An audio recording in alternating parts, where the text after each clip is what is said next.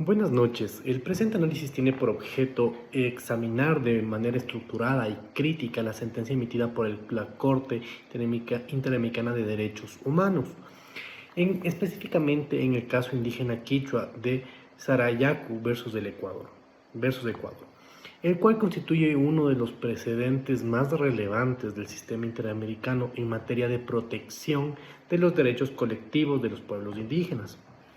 En este caso resulta jurídicamente paradigmático.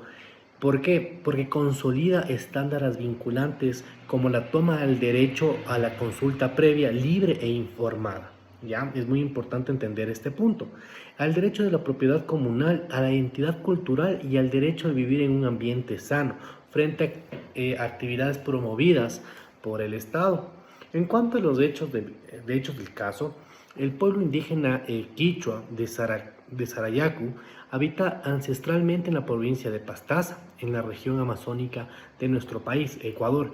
En el año 1996, el Estado ecuatoriano otorga un contrato de concesión a la empresa petrolera Compañía General de Combustibles para la realización de actividades de exportación sísmica dentro del territorio indígena, sin haber efectuado ningún proceso de consulta previa a la comunidad, violentando en este punto los derechos ya establecidos con ellos.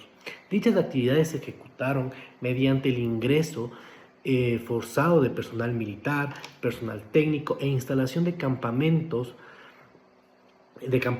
la restricción de movilidad de los habitantes y la colocación de aproximadamente 1.433 kilogramos de explosivos de alta potencia conocidos como pentolina, ¿ya? Lo cual generó un riesgo permanente para la vida e integridad física y el entorno espiritual del pueblo Sarayaku, quienes viven en dicho territorio, violando por completo el derecho al vivir en un ambiente sano, el primero de muchos. Frente a estos hechos, la comunidad interpuso acciones en el ámbito interno sin obtener una tutela judicial efectiva, razón por la cual acudió al Sistema Interamericano de Derechos Humanos. En su análisis jurídico, la Corte Interamericana determinó que el Estado ecuatoriano incurrió en la irresponsabilidad internacional por la vulneración de múltiples derechos reconocidos en la Convención Americana sobre los Derechos Humanos. Entre uno de ellos, los principales son los derechos violados se encuentran el derecho a la propiedad comunal, consagrado en el artículo 21 de la Convención al derecho a la identidad cultural, el derecho a la integridad personal, el derecho a la vida digna, el derecho al medio ambiente sano y de manera central el derecho a la consulta previa, libre e informada. La Corte sostuvo que los pueblos indígenas mantienen una relación especial con el territorio, que no se limita a un vínculo económico, sino que constituye directamente a la base material, cultural, espiritual y de supervivencia colectiva de sus comunidades. Ellos están ligados al territorio. Es importantísimo comprender esto porque de esta forma nosotros entendemos la gravedad del accionar de todo esto. Aparte de la violación, también se está violando un anclaje espiritual que el pueblo indígena tiene con el territorio.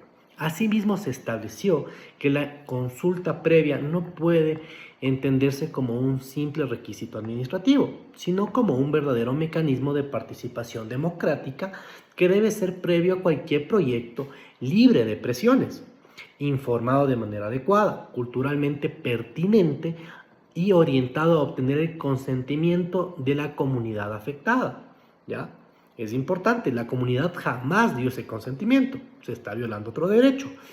La Corte fundamentó su razonamiento en el convenio 169 de la Organización Internacional del Trabajo, en la Declaración de las Naciones Unidas sobre los Derechos de los Pueblos Indígenas, en el principio de pro persona y el bloque de constitucionalidad interamericana.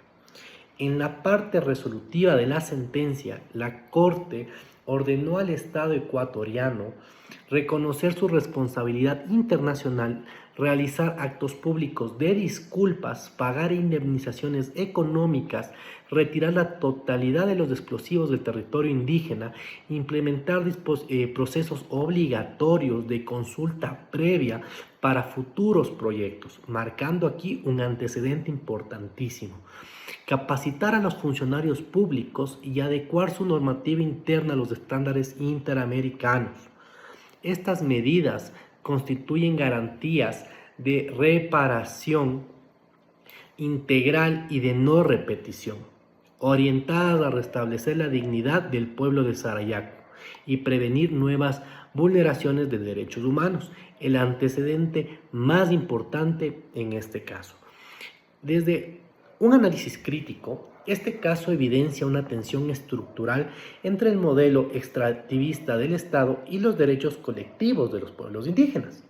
Aquí se primó el fundamento económico antes que el bienestar de la comunidad y sus derechos.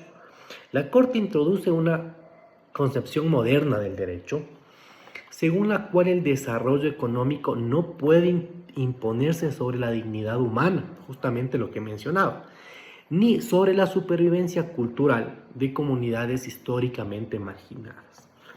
El caso de Sarayaku realmente consolida principios fundamentales, como el pluralismo jurídico, lo que hemos estudiado realmente, la justicia intercultural y el constitucionalismo ecológico, posicionando a los pueblos indígenas como sujetos plenos de derecho y no como meros objetos de políticas públicas. En cuanto a su impacto regional, esta sentencia se ha convertido en un precedente obligatorio en América Latina, siendo citada en decisiones jurídicas de países como Colombia, Perú, Bolivia, México, entre otros, y de esta manera influyendo directamente en reformas constitucionales en la jurisprudencia ambiental contemporánea. Aquí realmente este caso marcó un antes y un después para dicha materia. En conclusión, el caso indígena quichua de Sarayaku versus Ecuador no constituye una condena al Estado ecuatoriano, sino más bien una transformación profunda del derecho interamericano al establecer que sin consulta no existe legitimidad estatal y que la protección de los pueblos indígenas es una obligación jurídica y ética de los estados democráticos. El caso Sarayaku redefine la relación entre Estado y pueblos indígenas, sustituyendo la imposición vertical por el diálogo intercultural obligatorio como condición legítima y democrática. No debe prevalecer el eje económico, debe prevalecer los derechos, la cultura y más que todo el respeto a las comunidades ancestrales. Gracias.